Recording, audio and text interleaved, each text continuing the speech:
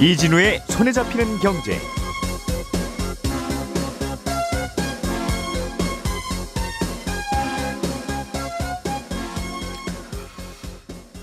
안녕하십니까, 이진우입니다.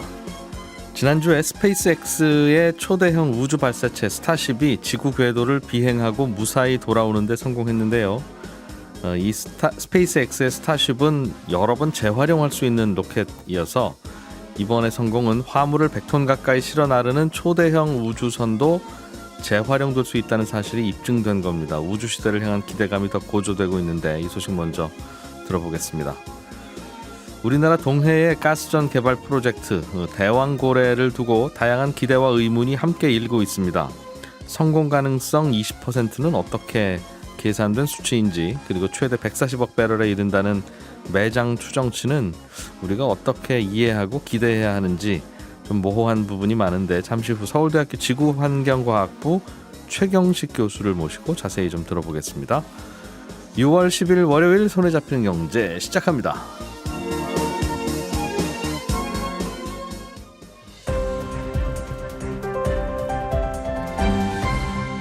이진우의 손에 잡히는 경제. 네, 오늘의 경제 뉴스는 이상은 기자, 한국경제신문 이상은 기자가 준비해 오셨습니다. 그렇죠? 어서 오십시오. 안녕하세요. 예, 스페이스X는 일론 머스크가 네. 테슬라 말고 이제 투잡을 뛰는 회사죠. 네. 그 회사는 우주선이 예전에는 한번 쏘아 올리고 나서 그냥 바다에 빠지면 안녕 했었던 건데, 네. 그거는 쓰고 또 쓰고 하면서 비용을 절감한 네. 그런 혁신이 네. 있었던 회사인데요. 네, 굉장히 큰 혁신이었죠. 예, 이게 이제 또 한 번 성공적으로 귀환한 거예요. 그동안 여러 번 실패가 있었는데. 네, 그렇습니다. 예, 이번에 쏜 것이 굉장히 우주의 역사에서 큰 의미가 있는 사건이었어요. 그게 여러 번 만에 성공을 했는데 4번째 시도 만에 성공을 한 건데요. 예, 이번에 성공한 것은 어떤 거냐면 굉장히 큰 무거운, 지금까지 만들었던 것 중에 가장 무거운 로켓을 쏘아 올리는 데 성공했고, 그 로켓에는 이론상으로는 인류가 한꺼번에 100명 정도까지 탈 수 있는, 또 화물로 싣는다면 100톤까지도 태울 수 있는 초대형 우주 교통 수단을 보유하게 된다는 의미입니다.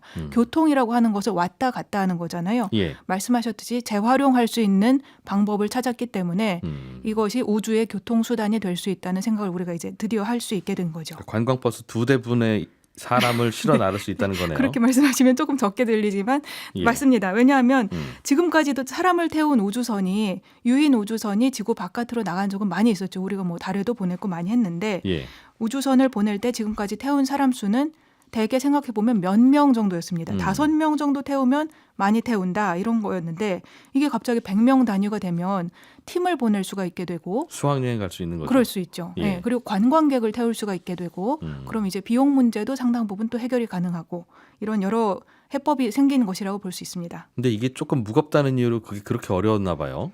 그렇습니다. 기왕 커다란 로켓 안에 5명이 타나 100명이 타나 별 차이 없는 거 아니야? 어차피 로켓 무게가 무거우니까. 그런 생각이 들 수 있을 것 같은데. 그렇습니다. 그런데 이제 무거운 로켓을 쏠 때에는 여러 가지 기술적으로 장벽이 있을 수도 있고, 또 지금까지 해보면 이론적으로는 가능하지만, 예를 들면 이제 로켓과 1단부하고 2단부가 분리될 때 그게 잘 분리가 돼야 되고, 또 그 다음에 점화가 잘 돼야 되고, 예, 또 자세를 잘 제어해야 되고, 이런 것들 이 과정에서 상당히 좀 변수가 많았습니다. 그래서 지금까지도 가능은 하다고 생각했지만, 실제로 날려봤을 때는 스타쉽도 3번인가 실패를 하고, 3번 동안 실패를 하고, 이번에 4번째에 99% 성공했다.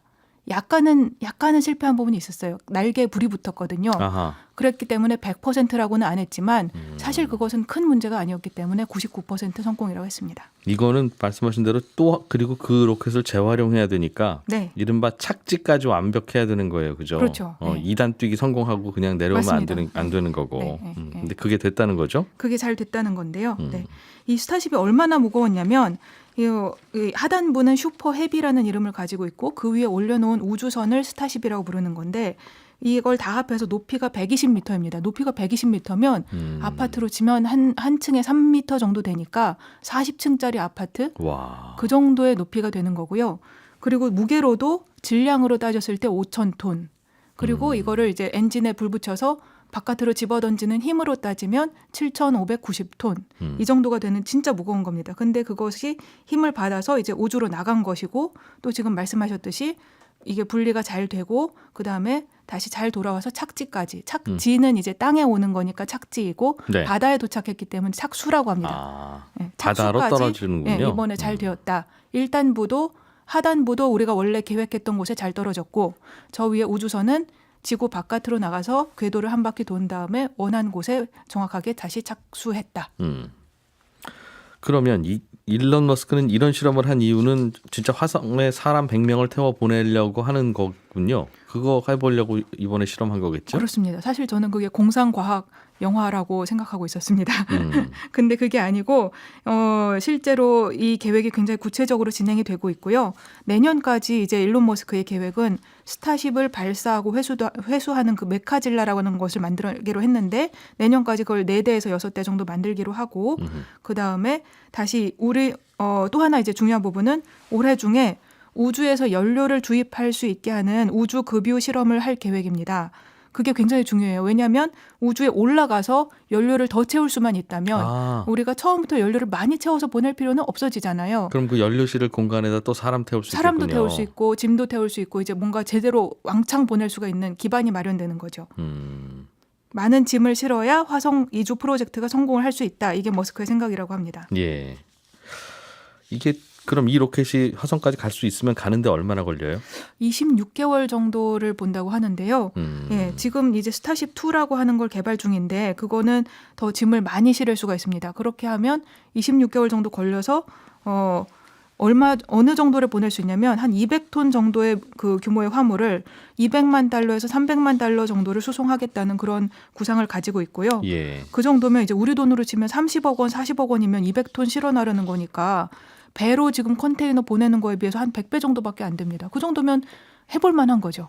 근데 이제 화성에 짐 보낼 일이 도대체 뭐가 있겠느냐? 아, 이제 그걸 하는 거죠. 그렇죠. 거기에 이제 그러면 사람을 이제 실제로 살 수 있는 환경을 만들기 위한 여러 요소들을 보낼 수 있게 되는 거죠. 예. 2050년까지 화성에 100만 명 이주시키고 그 다음에는 태양계 내에 자유로운 이동까지 해보겠다. 이런 구상을 가지고 있습니다. 다 좋은데 다 만들어서 다 좋은데 이제 지금 천문학자들한테 여쭤보면 네.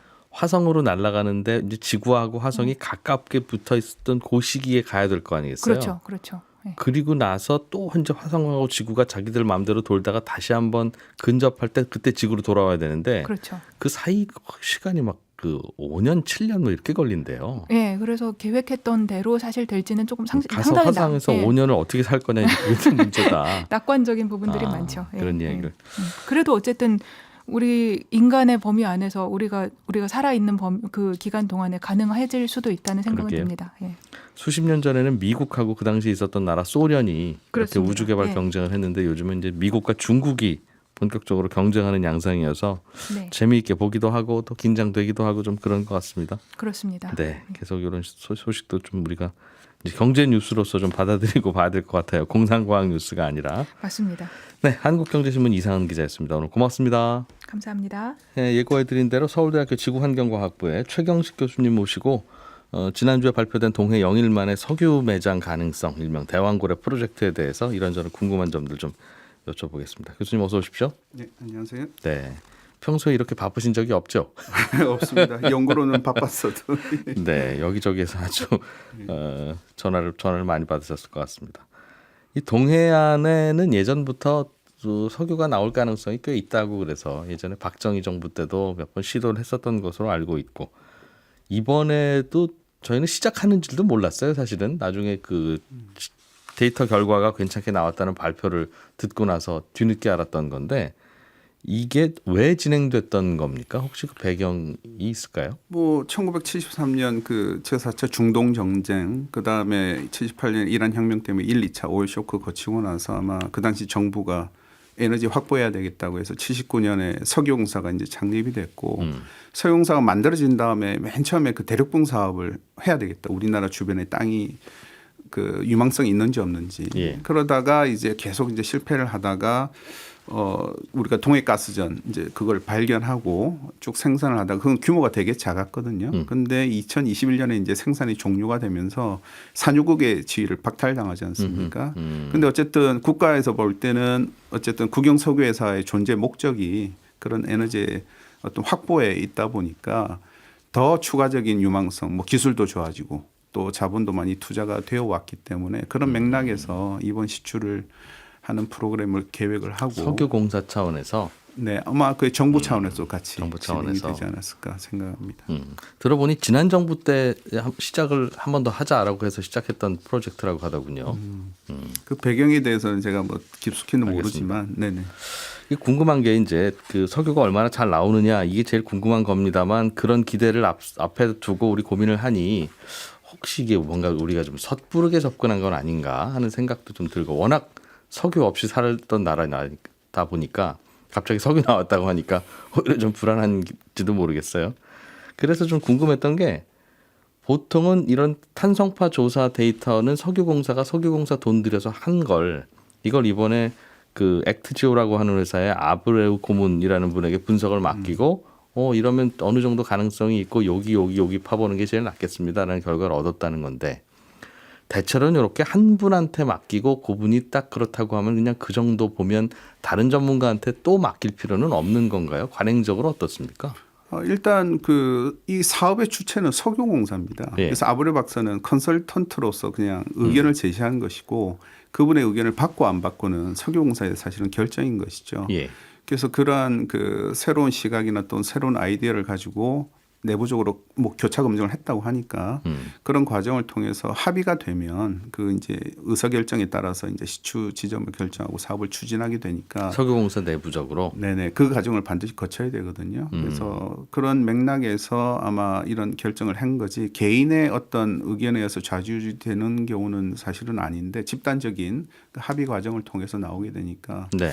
그래서 그런 맥락에서 외부의 전문가들 여러 사람 교차 검증을 하는 게 필요한 거 아니냐라고 일견 볼 수는 있겠지만 그분들 다 이 사업의 결과에는 책임 안 지는 분들이에요. 물론 그렇긴 그렇죠. 그래서 네. 그리고 이 자료 자체가 사실은 그 기밀에 속하는 그러니까 그 석유공사가 갖고 있는 광고의 경제적인 가치를 평가하는 자료 자체가 되기 때문에 그게 외부에 많이 유출될수록 그런 기밀 사항에 대한 그 유지가 사실 어렵기 때문에 여러 일반적으로는 명에게 그렇지 물어볼수록 않다는 거죠. 그렇죠. 근데 뭐 기밀이 유출된들 그게 어차피 또 우리나라 동해 앞바다에 있는 건데 그 소식이 알려진들 우리가 뭐 걱정할 게 있습니까? 만약에 앞으로 향후 그 외국 그 파트너 회사들을 확보해서 컨소시엄을 구성한다고 했을 때 그분들이 지분 참여를 하는 과정에서 예. 이 광고에 대한 미래 가치를 평가할 때 그렇겠죠. 그런 부분들이 만약에 그 네거티브한 사인으로 나온다면 사실은 컨소시엄을 확보하기도 어렵고 예. 좀 동력을 얻기가 어려운 면이 있는 거죠. 그래서 대체 어차피 불확실한 자료이기 때문에 그런 부분들을 굳이 공개해서 여러 명한테 공개했다가 나 거기 내가 파봤는데 그 파본 게 아니라 분석해봤는데 네, 그래서 비밀 유지 계약을 하는 이유가 다 그런 이유가 있습니다. 별거 아닌 것 같아라고 하면 나중에 우리가 그래도 미련이 남아서 파보려고 할 때 외국계에서 들어오면서 지분을 많이 요구하거나 똑같은 비용이라도 그런 그렇게 걱정이 이해하시면 있군요. 됩니다. 그래서 일반적으로는 이렇게 그냥 한 명의 정도의 전문가에게 확인을 하고 내부적으로 검토해서 결정 이렇게 하는 그런데 경우가 대기업 같은 경우 엑소모빌이나 뭐 쉐보론 같은 경우는 절대 그렇게 하지 않고요. 자체적으로 기술 외부 역량이 전문가 있으니까. 필요 없으니까. 네, 근데 그거보다 조금 아래급에 있는 회사들 같은 경우는 아무래도 제3의 그런 권위 있는 기관이나 인물들한테 맡겨서 평가를 하게 되면 예. 신뢰도를 제고하는 측면이 있으니까요.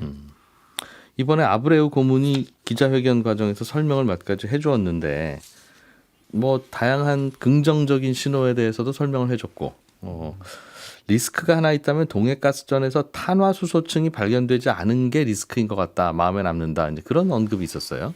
그것도 무슨 말인지 지금 좀 6-1 광구나 8 광구에 대해서 예. 지금 시추를 우드사이드랑 두 공을 하고 그 한 공을 석유공사가 따로 했는데 각각 이제 예상을 하고 시나리오를 세웠겠죠. 그런데 예. 시추를 해서 직접적인 자료를 보니 다른 건 다 있는데 이제 탄화수소 제일 중요한 그 알맹이가 확인이 안 된 거죠. 탄화수소가 석유예요? 그렇죠. 탄화수소가 이제 석유나 가스가 대표적인 탄화수소인데 예. 그 시그널을 못 찾으니까 인근 지역에서 7개를 이제 셀렉션을 했고 예. 거기에 시추를 할 텐데 기존에 그 세공에서 뭔가 탄화수소의 흔적들이 많이 나왔으면 그 리스크를 좀 더 낮출 수가 있겠지만 지금 단계에서는 확인된 게 없으니까 그 리스크를 좀 높게 본다 아마 그런 뜻으로 저는 이해를 했거든요. 그래서 그러니까 종전에 실제로 시추해봤던 게 3개. 지금은 탄성파 데이터를 가지고 한번 유망한 지점을 찍어본 게 한 7개 네네. 되는 거였는데 과거에 뚫어본 3개에서 안 나온 게 네. 그게 조금 아쉽다. 그런 그렇죠. 얘기인가 봐요. 네, 그런 표현으로 저는 이해하고 있습니다. 아, 그럼 다른 곳에서는 시추에 실패했더라도 조금 나오긴 나오더라 하는 경우들도 많은가 봅니다. 뭐 흔적이 나오는 뭐 유징이나 가스징 이런 것들은 뭐 흔하게 볼 수 있는 그런 현상들이니까요. 그래서 예. 내부적으로 어느 수준의 흔적이 나왔는지는 제가 기술 자료를 보지 않았기 때문에 알 수는 예. 없지만 적어도 그분의 표현을 판단 미루어 짐작컨대 지난번에 뚫었을 때 좀 나와서 줬으면 리스크를 좀 낮출 수가 있게 아, 이 되는 동네는 있구나라는 걸 좀 더 그렇죠. 확신할 수 있었을 네네네. 텐데. 알겠습니다. 그렇다면 지금 그 매장량이 대략 한 35억 배럴에서 140억 배럴 정도 있을 것 같다는 분석이 나오고 있어요. 이거는 그 정도 들어 있을 가능성이 높다. 그러니까 발견이 된다면 그 범위 안에 있을 거고 우리가 그 정도를 캐서 쓸 수 있을 것이다. 정말 운이 좋으면 최대 140억 배럴까지. 그런 의미예요? 아니면 대개는 140억이 묻혀 있더라도 실제로 상업적으로 캔에서 쓸 수 있는 건 그거의 일부분일 테니까 거기에서 또 한 번 디스카운트를 해야 되는 겁니까? 네, 후자죠. 그래서 지금은 매장량이라는 표현을 안 쓰고요. 네. 지금은 직접적으로 확인한 게 없기 때문에 어디까지나 추정하고 저희가 탐사 자원량이라는 표현을 쓰는데 예. 그걸 확률적으로 우리가 구조를 만들었을 때 그 볼륨은 계산을 쉽게 할 수 있거든요. 그래서 거기에 어느 정도 채워지느냐. 그러니까 95% 확률로 우리가 평가한다 그러면 최소값을 주는 거고 예. 5% 굉장히 공격적이고 어그레시브하게 평가한다 그러면 뭐 그게 140억 배를 그렇게 나오는 거죠. 그래서 이건 어디까지나 추정치에 불과한 것이기 때문에 지금 단계에서 여기에 대한 경제적 가치를 매기지는 않아요. 그래서 시추를 하고 확인한 다음에 매장량을 정확하게 계산하게 되면 그때부터 평가하는 것이고 그 숫자는 대개는 확 줄어들죠. 지금 우리가 예측하는 그렇긴 것보다는. 하나 뚫기 전에 이 돈을 쓸 거냐 말 거냐를 결정할 때는 많이 있는지가 예상이 돼야 확인까지는 못 하겠습니다만 네. 예상이 돼야 이제 시도하는 걸 거라서 그래서 어느 정도 들어 있는지를 예상하는 걸 텐데. 그거는 저 오너나 그 이사회가 됐든 누가 됐든 그런 의사 결정에 있는 분들이 리스크 테이킹하고 가야 되는 부분인 거죠. 예. 그래서 그런 부분에 있어서 기본적인 사업의 속성이 그런 부분이 있기 때문에 그런 부분에 대한 거는 좀 이해하실 필요가 있겠다 생각됩니다. 최근에 발견된 대규모 유전 중에 저 남미의 가이아나 앞바다에서 발견된 니사라고 하는 곳에서 발견된 석유가 최근에 터진 이른바 이제 저 잭팟 중에 하나라고 비교를 하던데 네네. 그거보다는 많이 묻혀 있을 걸로 예상이 되는 겁니까? 아니면 비슷한 숫자가 나오긴 하던데 그게 헷갈려서요. 뭐 리즈 광고 한 40억 배를 거기서 말하는 40억이란 말은 예. 확인이 됐고 또 채굴 가능한 숫자이기 때문에 예. 그거는 진짜 그 경제적인 가치가 있는 숫자고요. 예. 제가 자료를 한번 봤더니 제가 조사를 좀 주말에 했더니 그 2001년에 그 미국 지질 조사소 USGS에서 예. 이 가이아나하고 이제 수리남, 거기 수리남이 같이 포함되어 있긴 하지만 그 베이슨 분지에 대한 평가를 해놓은 걸 보면 추정치가 최소 한 8억인가 거기에서 한 326억. 그러니까 거기는 우리보다 훨씬 더 봉이가 훨씬 더 큽니다. 야, 좌우로 다 넓었네요. 훨씬 더 크죠. 그래서 그 정도로 추정했고 지금 가야나 유전 같은 경우에 한 120억 배럴 그러니까 채굴 가능한 상업적으로 예. 리즈 하나만 40억이고 예. 전체가 그 120억인데 동네에서. 예. 그 숫자는 계속 지금 늘어나고 있어요. 뚫으면 또 나올 수 있을 네, 테니까. 지난 올해 3월에도 엑소모빌이 이제 계속 매장량을 추가했다는 뉴스를 봤기 때문에 그래서 지금 이 우리가 말하는 숫자하고 거기하고는 사실 비교할 수가 없는 그런 숫자인데 그런 좀 차이가 있다. 알겠습니다. 네네. 거기는 350억 배럴까지도 묻혀 있을 걸로 예상하고 팠는데 네네. 실제로 파서 보니까 한 120억 정도 묻혀 있는 것 같고 좀 더 확실해졌고 네네. 그거는 이제 채굴 가능한 것만. 채굴 가능한 네네. 게 얼추 비슷하게 나오나 보군요. 그러니까. 그래서 평균값으로 보면 예. 그쪽에서 그 2001년에 예측한 평균값이 한 150억 정도가 되는데 그거랑 보면 그렇게 큰 차이는 없다고 봐야 되겠죠. 그렇군요. 그럼 우리도 최대 140억 배럴 정도 발견이 되더라도 그 중에서 실제로 캔에서 쓸 수 있는 건 얼마나 될지는 보통은 어느 정도 예상합니까? 심해 광고 같은 경우는 한 그 기술적 난이도가 상당히 높기 때문에 예. 뭐 한 30에서 35% 그렇게 좀 알려져 있거든요. 그래서 만약에 한 140까지 나오더라도 사실은 한 4, 거기에서 50억 캐낼 정도. 수 있는 거는 그 정도 프로포션으로 봐야 된다. 그렇게 이해하시면 되겠습니다. 그럼 7개 뚫었을 때 7개에서 다 나오더라도 다 합쳐도 그 정도라고 그렇죠. 지금 현재는 보여진다. 네, 그렇죠. 교수님은 석유공사에서도 실제로 일하신 적도 있다고 들었습니다. 네, 제가 신규 사업을 아. 담당을 했었죠. 예. 보통은 그럼 지금 단계에서는 대략 여기 해서 7개 찍었으면 이제 그걸 파러 가는 거죠. 그 구멍을 더 이상 이제 고민할 거 없이 그런 단계입니까? 그렇죠. 지금은 어떻게 보면 가용한 자료는 분석은 다 끝났다고 판단이 되는 거고요. 예. 이제는 시추만 남은 상황에서 사실은 순서를 어떻게 정할 것이며 어떤 그 무게를 두고 비중을 두고 할 것인지에 대한 고민을 아마 많이 할 거예요. 예. 그래서 그걸 한 다음에 시추 지점을 정하게 되면 뭐 몇 달에 걸쳐서 그 평가를 할 텐데 그래서 사실은 첫 번째 시추 결과가 상당히 좀 중요하다 예. 그런 생각을 하고 있습니다. 그렇군요. 우리나라에서는 이 컨설팅을 맡은 아브레우 고문이 전문가냐 아니냐 이제 이런 논란도 좀 있는 것 같습니다. 워낙 석유 없던 나라에서 좀 처음부터 긴장을 좀 해서 그렇다고 생각하시고 거기에 대한 개인적인 판단은 어떠십니까? 일단 뭐 회사는 제가 들어본 적이 없고요. 예. 그게 뭐 세계적인 회사다. 거기에 대해서는 많은 평가가 엇갈릴 것 같습니다. 근데 이제 그 개인에 대해서는 그분이 어떤 트랙 레코드를 보고 또 제가 학회에서도 보고 저는 이제 메이저 석유 회사에 아는 그 친구나 학자들이 많기 때문에 실제로 만나보신 적도 과거에 있으셨어요? 뭐 친분은 없지만 그분이 네. 이제 학회에서 발표를 하는 거는 제가 보는 예. 거죠. 저하고 이제 연배 차이가 많이 나기 때문에 그래서 그런 맥락에서 보면 이분이 그 심해 탐사 광고에 대한 전문성은 있는 것이고 예. 전문가 중에 한 사람인 것은 틀림이 없기 때문에 어쨌든 석유공사가 그런 전문성을 보고 그 컨설팅 의뢰한 것이 아닌가 예. 그렇게 생각을 합니다. 거기에 대해서는 특별한 의문점을 교수님은 안 갖고 계신다는 뭐 개인에 말씀이군요. 대해서는 저 개인적으로는 의문점을 가지고 있지는 않습니다. 지금은 그럼 뭐가 제일 걱정이 드세요? 전반적으로 발표된 것들 보면 이건 좀 내가 좀 찝찝해 하는 만한 게 어떤 포인트가 뭐 있습니까? 찝찝하다 표현은 좀 어폐가 있는데 어쨌든 궁금한 거는 한 네. 두 가지 정도인데요. 한 가지 정도만 듣고 방송 마치고 네네. 유튜브 연장 방송으로 넘어가야 될 것 같습니다. 그 우드사이드가 우리나라 정보를 제일 많이 알고 있는 외국 회사인데 예. 어떤 맥락에서 어떤 과정을 거쳐서 철수를 하게 됐는지 그 과정. 그래서 그런 부분이 저는 이제 개인적으로는 되게 좀 궁금한 부분입니다. 그분들도 전문가가 판단하고 철수하기로 했을 텐데. 그렇죠.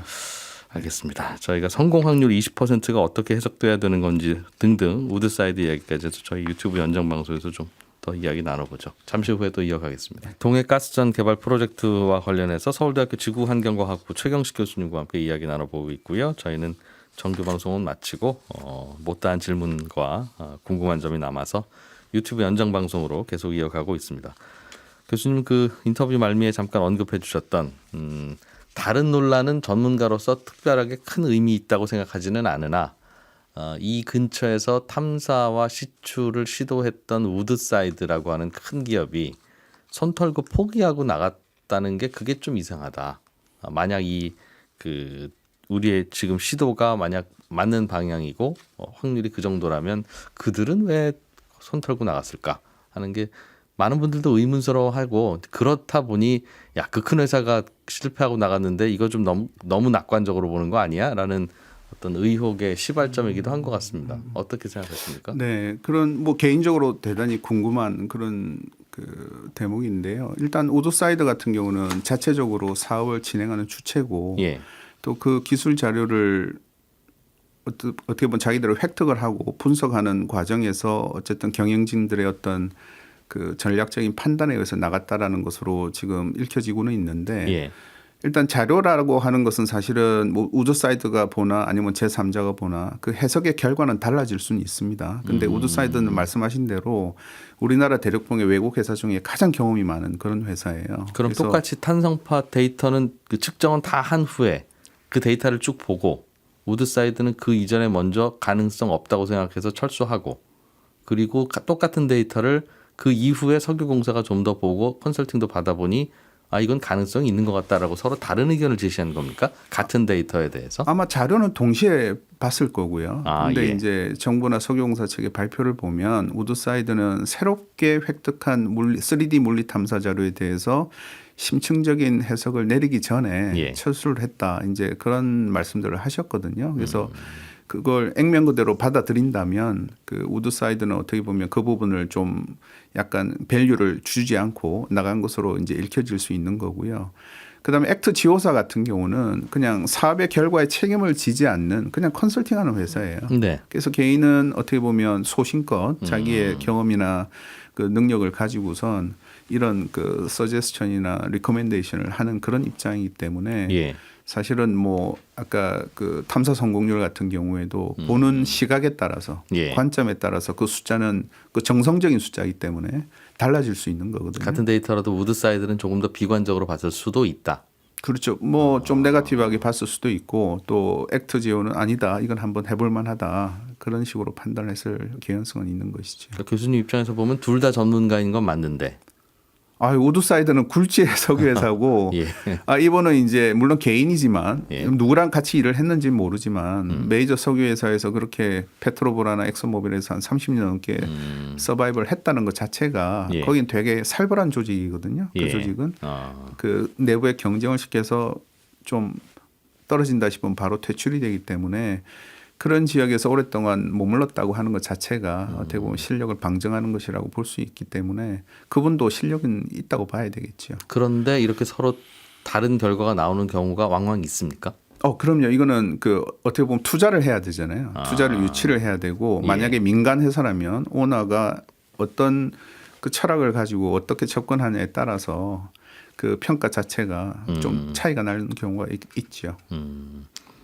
그러면 우드사이드는 보고 본인들이 판단해서 이건 아니다 싶어서 접었다. 그동안 들어갔던 매몰 비용이 있기는 하나 좀 더 추가하면 추가로 더 돈 내야 되는 일이 생기니 이건 이제 가능성과 그 전망의 문제가 아니라 베팅의 문제니까 좀 신중했을 수도 있겠구나라는 그렇죠. 판단이 네, 기업 자체가 워낙 크다 보니까 예. 또 자기들 나름대로 포트폴리오가 있을 것이고 성큰 코스트가 어느 정도 된다 하더라도 이 정도까지 갔으면 이제는 더 이상 미련을 좀 가질 필요가 없겠다라는 판단을 했을 수 있죠. 경영진들이. 예. 그러니까 그거는 대기업들이 하는 거랑 좀 중소기업 또 소기업이 하는 그런 판단의 기준들이 다 다르기 때문에 예. 사실은 그거를 액트지오사의 어떤 의견하고 같은 스탠스에서 놓고 비교하는 거는 조금 무리가 있지 않나 그런 생각을 합니다. 그렇군요.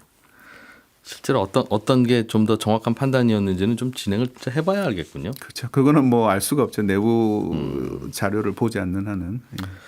그런데도 불구하고 우리가 이렇게 미련을 갖고 자꾸 따져보고 싶은 이유는 그 석유가 실제로 발견될 확률이 20%인데 이 20%가 결코 업계에서는 작은 숫자는 아니고 최근에 우리가 비교하는 저 남미 가이아나 유전도 본인이 그때 판단하기에는 16% 정도였다. 아마 그 일도 예전에 다니던 회사에서 같이 했었던 모양이에요. 그래서 이 정도로 높은 거면 해봐야 되는 건가라는 생각.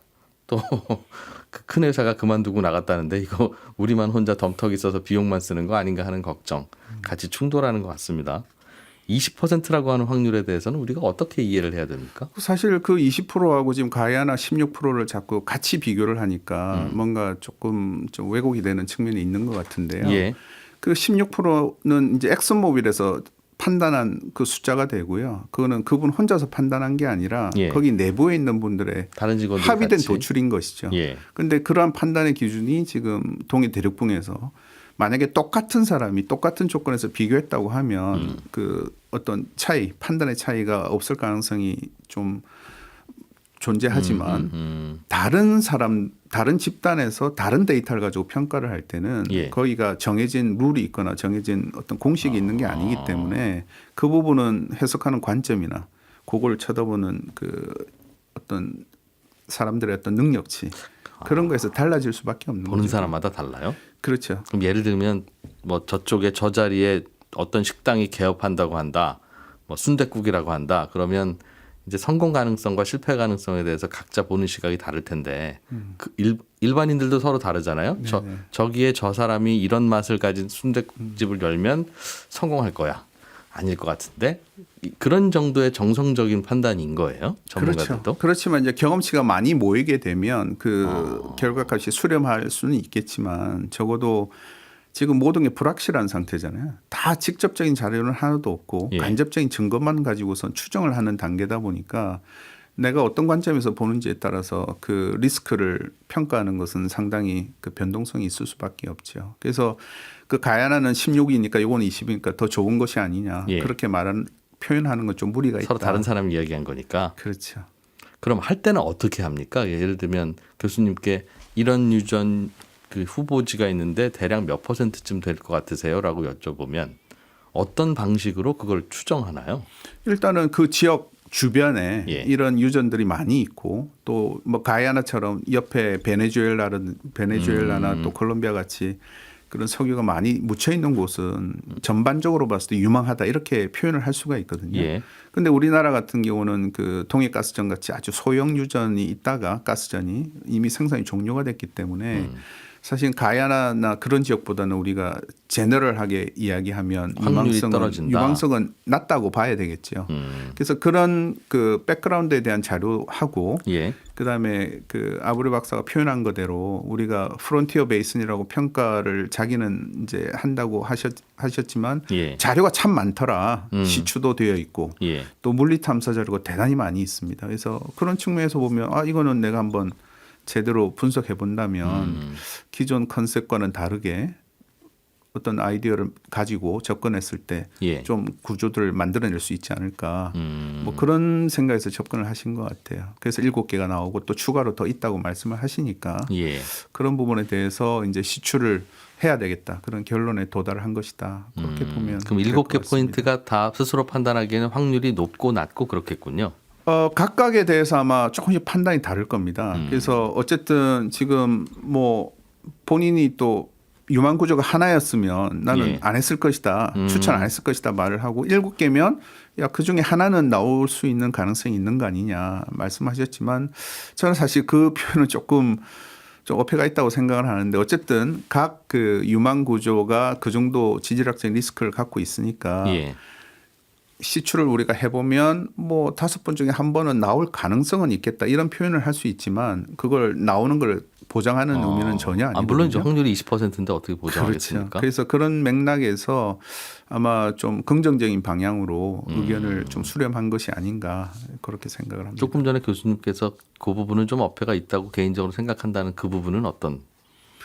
그러니까 이 7개의 유망 구조, 네. 유망 구조가 예를 들어서 동일한 조건이고 동일한 그 리스크들을 다 갖고 있다면 예. 그런 식으로 판단할 수 있겠지만 이게 아마 위치가 다르기 때문에 지역별로 그래서 각각의 위험 요소가 아마 조금 상이하지 않을까. 4가지 그러니까 덮개암이라든지 근원암 또 저류층 또 예. 트랩 구조 같은 그래서 그런 부분에 있어서 그래서 확률적으로 접근을 할 때 표현 자체가 그렇게 표현하는 것보다는 그냥 가능성에 대한 언급을 하는 것이 저도 제가 어떻게 적절하지 듣기에도 않았나 생각을 합니다. 다른 데는 다 없고 요 한 포인트가 괜찮아 보여. 그런데 확률은 이 정도야. 웬만하면 가능하면 있겠는데라고 하는 거와 여기 말고 6군데가 근처에 더 있어라고 할 때의 각각의 확률은 어차피 독립 시행이라서 그렇죠. 그게 모여 있다고 더 많은 것 같지는 않은데 제가 그래서 설명하는 걸 들어보니까 결국은 석유가 나오려면 말씀하신 대로 그 배사 구조라고 하는 것도 있어야 되고 심지어는 날아가지 않게 뚜껑의 암석도 있어야 되고 그 다양한 그 요인들이 필요한데 이거는 제대로 있냐? 뭐 확률이 몇 %냐? 요건 그래서 각각의 점수를 다 분야별로 더해서 그걸 이제 뭐 곱해서 나오는 뭐 그런 그렇죠. 확률인가 봐요. 네네. 예를 들어 음식점으로 예를 들면 친절하냐? 요게 한 100점도 있고 50점도 있을 텐데 한 대략 한 80%. 맛이 있냐? 뭐 값이 싸냐? 뭐 이런 걸 가지고 목이 좋으냐? 이거 가지고 이제 또 뭐 주차장이 있느냐 없느냐 그런 거겠죠. 뭐 이런 편의성 예. 그래서 그런 부분들을 이제 정성적으로 평가를 하잖아요. 네. 그래서 그거를 수치화해서 그 계량하는 지표로 쓸 수는 없으니까 예. 그렇지만 그렇게 할 수밖에 없는 이유는 일단 탐사 단계에서는 불확실성이 너무 크다 보니까 예. 그런 정성적인 상대 평가를 해서 그 판단을 할 수밖에 없는 것이죠. 그래서 그런 측면에서 나오는 불확실성이 크기 때문에 예. 지금 뭐 우리가 통해가스전 이야기가 나왔을 때 외신에서 다루지 않는 이유도 지금 단계는 사실은 경제성을 논할 단계가 아니고 예. 그냥 희망이 담긴 그런 숫자에 불과하기 때문에 지금 단계에서는 사실 그렇게 반응이 없다고 보면 되고요. 저희가 시추를 해서 좀 두꺼운 저류층에서 아주 품질 좋은 석유가 나온다, 또 가스가 나온다고 했을 때는 바로 매장량으로 평가를 할 수 있기 때문에 그럴 경우에는 바로 아주 빅뉴스가 되겠지요. 대체로는 그럼 요 단계에서는 외부에 오픈도 안 하는 게 관행인가요? 아니요, 오픈은 하죠. 그 탐사 결과에 대해서 또는 이런 그 회사 차원에서는 우리가 이런 투자를 하겠다라고 하면 그것들을 이제 언론 이번처럼 그 경제 전문지나 외신에다가 뿌리기도 하니까 그래서 그런 것들이 보통 단신으로 처리가 되고 네. 실제로 확인이 되면 그거는 좀 뭐 커지는 대박이 거고. 되는 사건이니까 그런 건 큰 뉴스가 되지요. 예. 일단 정부는 이 정도 확률이면 시도해 볼 만하다고 생각하고 차곡차곡 단계를 밟고 있는 것 같아요. 뭐 시추선도 이미 뭐 불렀다고 하니. 그리고 이제 야당 쪽에서는 그 예산을 우리가 줄지 안 줄지는 우리가 판단해 보겠다라는 이야기가 되고 있는데 하게 되면 그 하나 뚫는데 대략 한 1,000억 정도 든다라고 들었습니다. 그 금액은 대충 맞나요? 모르겠습니다. 그 2월 달에 중앙일보 기사를 보면 항공단 600억 정도로 계산을 항공당? 했고 지금 나오는 이야기는 한 1,000억. 근데 사실은 이 숫자는 뚫어봐야 아니까 그 현장 상황에 따라서 또는 동해같이 작업하기가 까다로운 그런 자연 환경 조건일 때는 예. 사실은 비용이 더 들어갈 수도 있는 거거든요. 우리가 예상을 못하기 때문에. 그래서 그 비용 자체는 어쨌든 그런 불확실성이 있는데 기본적으로 심해다 보니까 수심이 아마 1,000m 넘어가는 그런 지역을 아마 시추 지점으로 선정한 것 같은데 그렇다 보면 또 지층도 한 2km 정도 뚫고 들어가야 되고. 와, 총 3km를 뚫어야 되는 거예요. 네, 그러다 보니까 상당한 이게 그 기술이 요구되는 그런 작업이고 비용이 뭐 1,000억이라고 하니까 그 숫자에 많은 분들이 놀라시지만 기본적으로 심해 탐사가 그 정도로 기본 비용들이 많이 들어갑니다. 그러니까 여러 가지가 불확실성이 많이 있음에도 불구하고 예. 그거는 탐사 단계에서는 어쩔 수 없는 관문인 것이죠. 그렇겠죠. 그 돈 안 들일 수는 없으니까. 네, 그래서 어떠한 그 지금 생산하고 있는 유가스전도 이런 과정을 거치지 않은 것이 없기 때문에 결국은 그 리스크 테이킹을 누가 하느냐, 그 리스크를 미티게이션을 어떻게 하느냐, 분산을 어떻게 하느냐가 이제 민간 회사 같은 경우는 초미의 관심사가 되는 것이고 예. 그러다 보니까 심해 광고는 사실은 그 단독으로 하는 경우는 거의 없지요. 비싸니까 돈 많이 드니까. 너무너무 비싸고 그 만약에 성공을 하게 되면 예. 엄청난 그 레버뉴를 창출할 수도 있고 사실은 가치가 엄청나게 올라가겠지만 그 예. 반대로 실패할 경우는 뭐 회복할 수 없는 그 지경까지 이를 수 있기 때문에 대부분의 경우는 아니 예를 들어 엑소모빌 같은 그 슈퍼 메이저 기업들도 예. 단독으로 절대 하지 않습니다.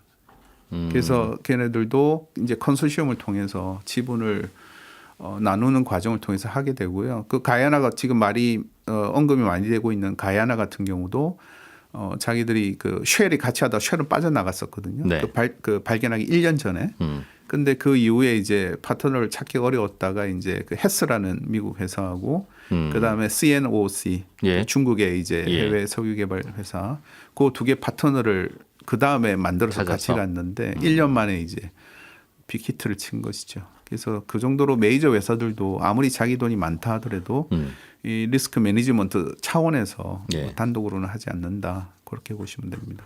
그냥 느낌으로는 우리나라 앞바다에서 나온 석유니까 우리나라가 혼자 파서 우리나라가 혼자 다 썼으면 좋겠다 하는 생각은 드는데 네. 가이아나는 선진국은 아니니까 다른 메이저들을 데리고 와서 했을 거라는 생각은 들고 그럼 미국이 미국 앞바다에서 캘 때 혹은 영국이 북해 유전을 캘 때 또 다른 나라 회사랑 같이 손잡고 했었어요? 그럼요. 거긴 다 그렇게 손잡고 하고 말씀하신 대로 이제 국영석유에서 예를 들어 앙골라 같은 예를 들면 나이지리아나 예. 거기는 정말 외국에서 개발하고 싶어서 굉장히 가고 싶어하는 그런 곳이잖아요. 네네. 그런 경우는 국가에서 돈 한 푼 안 쓰고 사업을 참여하고자 하는 그 회사들에게 예. 그 탐사 비용이라든지 개발 비용의 전량을 다 부담지게 하고 예. 대신 생산이 이루어지면 지분 비율을 정해서 그 지분 비율대로 수익을 가져가는 예. 그런 식의 과정으로 운용을 하거든요. 그러니까 돈이 없는 그런 나라들은. 예. 근데 우리나라 같은 경우는 뭐 우리가 그 정도 능력 되는 거 아니냐 그렇게 볼 수는 있겠지만 사실은 기업도 경제성을 무시할 수가 없고 매니지먼트 차원에서는 네. 그런 관리를 반드시 해야 되기 때문에 우리나라 대륙붕이라 하더라도 그런 외국의 명망 있는 기업들하고 같이 하게 되면 그 사람들의 기술력을 또 그 교차 검증하는 데 활용할 수도 있고 네. 성공률도 올릴 수 있고 그런 여러 가지 시너지를 효과를 올릴 수가 있는 거죠. 교수님 보시기에는 그럼 우리나라에서는 석유공사가 담당하는데 석유공사가 본인이 100% 지분을 가지고 돈 다 내고 리스크도 다 끌어안고 석유공사 혼자 하는 일은 없을 것이다. 그럼 네. 외국의 석유 메이저들과 같이 지분 참여가 되고 같이 할 가능성이 높다고 보시는군요. 뭐 지금 뭐 정부 발표 따르면 그런 관심 있는 회사가 있다고 하니까 예. 그게 어느 정도 규모의 회사인지는 모르겠으나 그런 회사가 있으면 어쨌든 그런 요청이 공식적으로 오면 예. 지금 가지고 있는 자료를 다 줘야 되거든요. 예. 그러면 그분들이 이제 자료를 굉장히 검토하겠죠? 엄밀하게 검토를 할 것이고 그래서 만약에 그분들이 그 파트너사가 들어온다라는 뉴스가 있다면 사실은 긍정적인 신호로 볼 수가 그렇겠네요. 있겠죠. 예. 12월부터 시추하겠다는 게 계획이던데 잘 모르겠습니다만 그 이전에 파트너사가 정해지면 정해지겠군요. 올해. 네, 뭐 정해지면 참 좋겠다는 생각은 드는데 어쨌든 지금 예산이 시추공 하나만 하더라도 많은 돈이 들어가니까 지분 참여가 빨리 결정이 되면 사실은 비용도 분담할 수 있고 예. 결국 우리 세금을 좀 세이브할 수 있는 그런 측면도 있으니까 그래서 저는 좀 위험 선호적인 사람인 건가 봅니다. 그러니까 실패하더라도 우리 돈으로 실패하고 성공하면 다 먹었으면 좋겠다 하는 생각이 자꾸 들어서 그러면 7개 팔 때마다 그 각각의 파트너와 지분 비율이 각각 다 다르기도 해요? 아니요, 그건 계약하기 그건 나름이겠죠. 그때. 그래서 뭐 파트너사가 하나냐 둘이냐 거기에 따라서 지분 비율이 달라질 것이고, 예. 근데 같은 대상이라면 거기 그 통으로 해서 거기서 나오는 지분을 나누는 그런 방식이지 않을까 생각이 듭니다. 석유공사 이외에 다른 기업이 들어가서 할 가능성은 없습니까? 뭐 주식시장에서는 이런저런 회사들이 또 언급되기도 해서. 아, 국내에서요? 국내에서요. 아, 민간산을 말씀하시는 예. 건가요? 나라 거니까 100% 지분이 석유공사가 하는 게 맞습니까? 뭐 민간 회사하고 컨소시엄을 구성할 수도 있겠죠. 그래서 석유공사 뭐 조차도? SK든 아니면 포스코 인터내셔널이든 뭐 그럴 가능성은 뭐 열려 있지 않을까 그렇게 생각을 합니다. 돈 대고 같이 하는 네네. 입장에서. 알겠습니다. 제가 처음 그 최경식 교수님 모시고 나서 첫 번째 드렸던 질문이 요즘 굉장히 갑자기 바빠지셨죠? 라는 질문이었는데 네네. 뭐 석유공사에서 직접 관련 비슷한 일도 해보시고 쭉 진행되어 오는 논란이라면 논란, 관심이라면 관심 보시면서 뭐 생각되는 것도 있을 거고 좀 조언하고 싶으신 것도 있을 텐데 어떤 게 있겠습니까? 네, 제가 뭐 석유공사를 나오고 난 다음에도 사실은 예. 많은 그 광고에 대한 그 자문도 하고 이제 평가를 했었는데요. 사실 이번 일을 계기로 제가 염려스러운 부분은 예. 사실은 아까도 말씀을 드렸다시피 이게 탐사 초기에 정말 리스크가 많은 사업, 어떻게 보면 20%냐 80%냐 많은 분들이 80%의 방점을 찍는 분들은 아니 이런 가능성 가지고 어떻게 이 사업을 추진하냐 그렇게 말씀을 하시지만 사실은 이 사업의 속성이 그렇다. 그래서 그런 불확실성을 안고 가는 사업이고 또 아까 말씀하셨지만 우리나라 대륙붕이지 않습니까? 우리나라 심해 환경이고 그래서 이거는 뭐 석유공사의 존재 목적도 그렇고 사실 우리가 뭐 20%가 아니라 뭐 1% 5%의 확률이라도 가능성이 있다면 우리가 이제 어느 정도 그 자료를 해석할 수 있는 역량도 되고 인력도 있으니 그걸 우리 손으로 개발해서 나가는 것이 좋지 않겠나 생각이 듭니다. 아무리 그 많은 분들이 이제 에너지 전환 뭐 이런 말씀을 하셔도 미래 친환경 에너지가 유행하게 되면 석유는 별로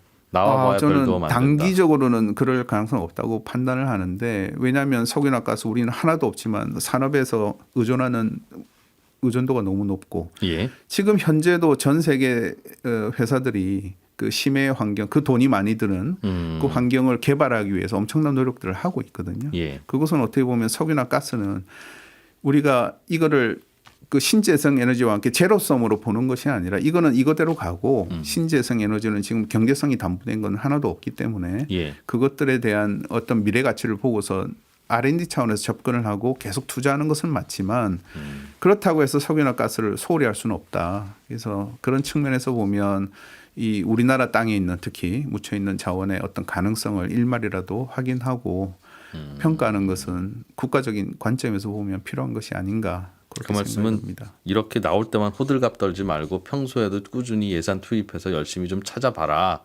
그런 뜻입니까? 저는 개인적으로 이제 그렇게 생각합니다. 그래서 이번에 뭐 아브레오 박사 때문에 사실은 우리가 기술력이 없냐 뭐 이런 부분들을 걱정하는 분들도 계실 텐데 사실은 이런 그 자원 개발 특히 석유나 가스를 탐사하는 부분은 상당히 오랜 기간에 그 역량이 축적이 돼야 되고 사실은 인력 양성이 대단히 필요한 부분인데 그런 부분에 대해서 다시 한번 생각이 되는 계기가 됐거든요. 그래서 이거는 우리가 긴 호흡으로 가야 되는 그런 사업이라는 측면에서 조금 여러 가지 시사점이 있지 않나 그렇게 생각을 합니다. 이번에 이 프로젝트 하는데 1조 원이 드는데 그러면 5천억 원을 우리 대한민국이 대고 5천억 원은 외부 기업이 만약에 대서 하면 나오는 석유는 반반 가져가는 거예요? 아니면 그래도 대한민국 땅에서 나온 건데 돈 하나도 안 대고도 세금처럼 걷어가는 나라도 있다고 하니까 그건 이제 계약하기 나름인 것이죠. 초기에 가능성이 매우 높으면 대한민국이 7대 3으로 대한민국 가져가라 할 수도 있고 가능성이 매우 낮으면 오히려 비율이 불리해질 수도 있고. 네, 그래서 텀 컨디션에 따라서 그거는 달라질 수 있기 때문에 지금부터 바쁘네요. 그럼 파트너사 찾아야 되고 그 협상해야 아마 되고. 석유공사나 정부는 대단히 아마 지금 부지런히 움직이고 있지 않을까. 그럼 그들도 내부적으로 판단해서 결정해야 되고 그 계약할 때 협상해야 되는데 이미 시추선은 빌려놨으면 그거 타이밍이 잘 맞춰질까 잘 모르겠네요. 알겠습니다. 그래도 덕분에 석유 캐는 과정에서는 어떤 고민을 하고 무슨 용어가 오가는지는 관심을 갖게 된 계기인 것 같습니다. 최 교수님 말씀하신 대로 좀 그 에너지 전환 과정에서 헷갈릴 수는 있겠습니다만 미래에 대해서 그래도 꾸준히 투자를 좀 해야 되는 게 맞는 것 같다는 이야기까지 잘 들어봤네요. 요즘 뭐 여기저기서 많이 보시겠습니다만 더 하고 싶은 얘기는 없으십니까? 잘 지켜보실 거예요 이제? 네, 이제 국민 한 사람으로서 이제 네. 관찰을 해야죠. 네. 서울대 지구환경과학부 최경식 교수님과 함께했습니다. 오늘 여기서 마무리하겠습니다. 고맙습니다, 교수님. 네, 고맙습니다.